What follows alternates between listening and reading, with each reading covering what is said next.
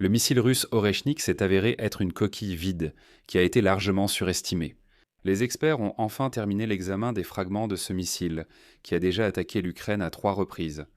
L'analyse des composants électroniques du missile Oreshnik, qui a attaqué Bila Tserkva, Lviv et Dnipro, a montré que la fusée contient des pièces russes et biélorusses, fabriquées principalement entre 2014 et 2016, et tout le reste de l'équipement est encore plus ancien, ce qui montre que la seule chose moderne dans cette fusée, c'est la propagande de Vladimir Poutine. De plus, le Congrès américain a précédemment déclaré que l'utilisation de l'Oreshnik pour frapper l'Ukraine apporterait au dictateur russe un résultat opposé à celui qu'il souhaite atteindre. En fait, les débris de ce missile sont actuellement à la disposition du renseignement américain, et les États-Unis étudient le véritable potentiel balistique de la Russie. Et il s'est avéré que Poutine avait de nouveau grandement exagéré le niveau de la menace. Je m'appelle Alexei Petchi, discutons ensemble de ce sujet, mais avant de commencer, je vous demande de vous abonner à cette chaîne, de liker cette vidéo, d'écrire n'importe quel commentaire sous la vidéo et de vous abonner à ma chaîne Telegram Petchi News, le lien se trouve dans la description de cette vidéo. Alors, les experts ont enfin examiné le missile Oreshnik, qui a été utilisé pour attaquer les régions de Lviv et de Dnipropetrovsk, ainsi que Bila Tserkva il y a une semaine. Et la première conclusion est très simple. Le missile n'est pas du tout nouveau. En particulier, les spécialistes ont eu accès à l'électronique de bord et au système de contrôle de vol. Les recherches sur les débris du missile Oreshnik, avec lequel les Russes ont frappé Bila Tserkva, ont montré qu'il n'y a que des composants provenant de Russie et de Biélorussie. Dans le même temps, des experts qui ont travaillé avec la publication Militarny ont examiné les débris intacts d'un autre missile Oreshnik, avec lequel les Russes ont attaqué la région de Lviv dans la nuit du 8 au 9 janvier 2026. L'analyse des composants électroniques a montré que le missile contient des pièces russes et biélorusses fabriquées principalement en 2014, 2015 et 2016. En fait, on a appris aujourd'hui qu'une partie du corps du missile Oreshnik, avec lequel la Russie a frappé la région de Lviv en janvier, s'est détachée pendant le vol et n'a pas brûlé. Cela a permis d'analyser en détail ces pièces et ces composants. En particulier, le bloc processeur et la carte de l'ordinateur principal, qui envoient des signaux aux gouvernes et aux moteurs, ont survécu. L'étude de ces composants réfute totalement l'affirmation du Kremlin selon laquelle ce missile serait un développement fondamentalement nouveau. Les experts ont expliqué que le missile qui a attaqué Lviv s'est ouvert et a largué ses projectiles inertes pour frapper à une altitude trop élevée, en particulier à 5 ou 6 km de la cible. C'est pourquoi les parties du missile ont simplement été dispersées sur une assez grande zone et elles n'ont pas brûlé. À Bila Tserkva, le missile Oreshnik s'est ouvert à une altitude assez basse. C'est pourquoi ce sont précisément les garages qui ont été touchés. Les 6 paquets de 6 sont tous tombés sur plusieurs garages. On pouvait clairement voir qu'elles s'étaient ouvertes très près de la cible, donc tout est tombé de façon très groupée. Autrement dit, ils ont quand même un peu ajusté le missile après le tir contre la région de Lviv. Au final, les experts ont déclaré que le missile Oreshnik n'est qu'un produit de la modernisation et de la modification approfondie des systèmes de missiles soviétiques et russes déjà existants.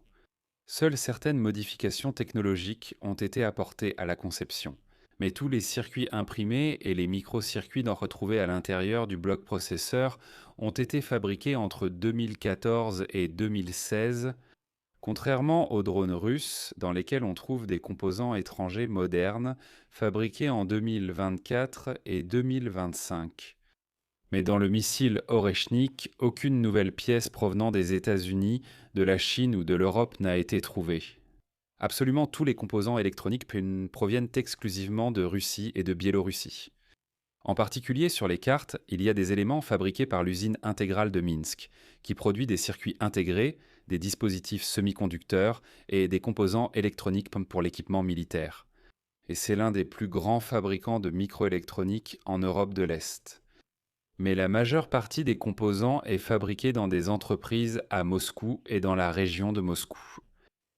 Puisque le missile Oreshnik a été développé comme vecteur d'ogive nucléaire, elle a une faible précision de guidage. C'est typique pour les missiles de cette classe. La fusée est équipée d'une ogive multiple, qui se sépare en 6 blocs de guidage distincts avant d'atteindre la cible. Chacun d'eux contient encore 6 sous-munitions. Mais sans charge nucléaire, ce ne sont que de simples masses inertes, en fonte de 50 kg chacun.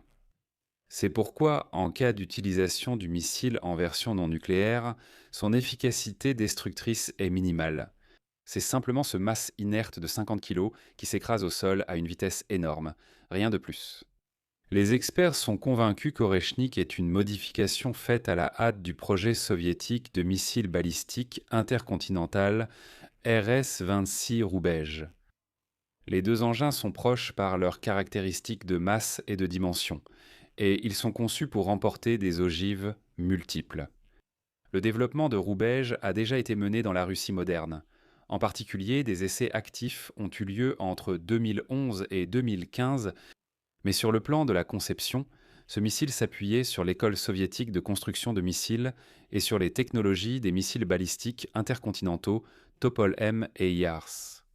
Et c'est ici que je vais expliquer pourquoi Oreshnik, comme je l'ai dit, est un missile créé à la hâte pour l'intimidation. Le projet Roubège a été conçu comme une version plus légère et plus mobile du missile Yar, mais surtout à l'époque où ces restrictions sur la portée des missiles balistiques étaient encore en vigueur. À l'époque, il fallait créer un missile qui ne serait pas soumis à la surveillance internationale et qui aurait une portée inférieure à 5500 km. Et ce projet Roubège a été développé pendant assez longtemps. Mais le programme a officiellement été gelé en 2017. Mais plus tard, sous Vladimir Poutine, après le début de la guerre à grande échelle contre l'Ukraine, ce projet Roubège a été relancé. Au final, pour créer l'Oreshnik, ils ont retiré un étage d'accélération du missile à 3 étages Roubège, et c'est ainsi que cet Oreshnik est apparu. L'Oreshnik a reçu une ogive modernisée et un système de guidage. La principale caractéristique, ce sont des blocs cinétiques séparables. Le missile transporte plusieurs blocs, qui se divisent en 6 sous-munitions, chacun lors de la phase finale. Et selon le concept, en raison de leur vitesse énorme, ces blocs sont censés infliger des dégâts colossaux grâce à leur énergie cinétique, même sans utiliser d'explosifs à l'intérieur des sous-munitions. Mais en réalité, les Russes ont déjà utilisé ce missile à 3 reprises. D'ailleurs, chacun coûte près de 100 millions de dollars, et les 3 fois, les destructions ont été minimes. Il s'est avéré que tout cela n'était qu'un nouveau bluff, une nouvelle propagande et des histoires sur le fait qu'ils auraient soi-disant un missile ultramoderne. En réalité, ce n'est pas du tout le cas. Je vais m'arrêter là. Donnez votre avis et vos conclusions dans les commentaires sous cette vidéo. Abonnez-vous à la chaîne, activez la cloche et n'oubliez pas de mettre un like. De plus, si vous souhaitez soutenir le travail de cette chaîne YouTube, vous pouvez le faire en faisant un don via les liens et les coordonnées dans la description de cette vidéo, ou en utilisant le code QR affiché à l'écran. C'est tout pour aujourd'hui. Prenez soin de vous. À bientôt à tous.